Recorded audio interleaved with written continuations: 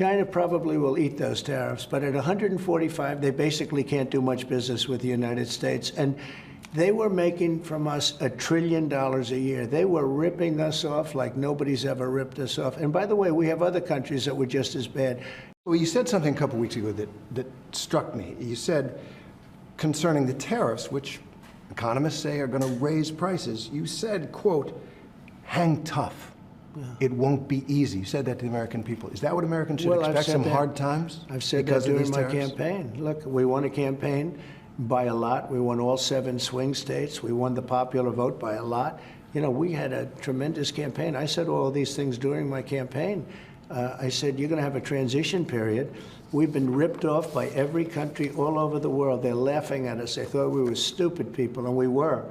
And I said, that's not going to happen. We're not going to let that happen. Hard times are ahead? I don't think so. I think great times are ahead. Look, since I came in, gasoline is down, groceries are down, egg prices are down, many things are down, just about everything. You know, you don't have the drop in fuel and energy and oil like we did. I took it from maybe $3.20, maybe more than that, down into a much lower number.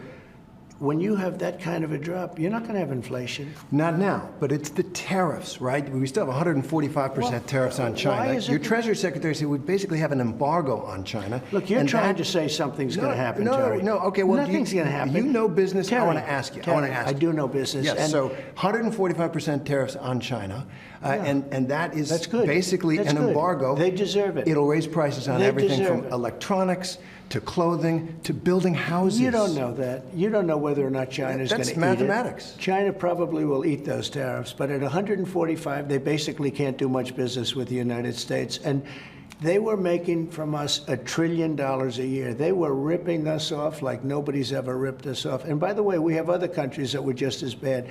If you look at the European Union, it was terrible what they've done to us. Every country, almost every country in the world was ripping us off. They're not doing that anymore.